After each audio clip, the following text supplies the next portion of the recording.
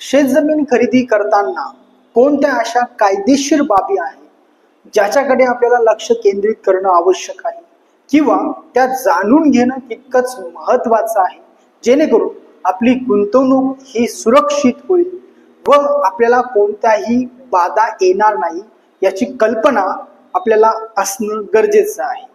यामध्ये सर्वात महत्त्वाचं म्हणजे जमीन खरेदी करणारा आणि विकणारा जो काही जमीन विकत आहे त्या जमिनी विकण्याचा अधिकार त्या व्यक्तीकडे आहे का, त्याचं नाव सातबाऱ्या उतारावर किंवा महसूलच्या लेखामध्ये आहे का हे समजून घेणं आवश्यक आहे।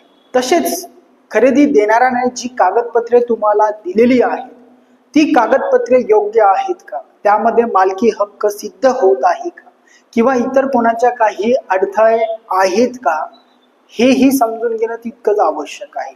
त्याचप्रमाणे कागदपत्रे तपासून झाल्यानंतर तुम्ही पुढे जो काही व्यवहार करणार आहात, जे काही तुमचं सेल डीड असेल त्यामध्ये पूर्णपणे व्यवहाराचं वर्णन असतं, ही बाब समजून घ्या। यामध्ये व्यवहार कसा ठरला, कितीला ठरला किंवा पैसे कुठल्या स्वरूपात तुम्हाला द्यायचे आहेत, तसेच 2 साक्षीदारांच्या सह्या तेथे असतात, या संपूर्ण बाबी त्या करारामध्ये असतात।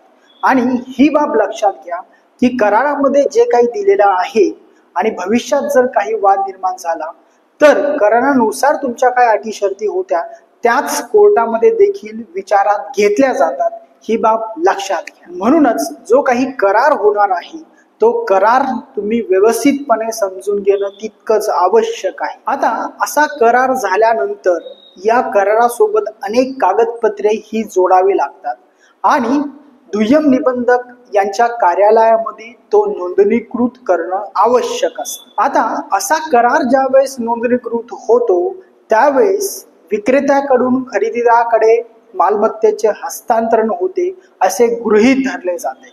आता या संपूर्ण कायदेशीर प्रक्रिया आणि महत्त्वपूर्ण बाबी पूर्ण झाल्यानंतर रेकॉर्डवर नवीन मालकाचे नाव हे येत असते।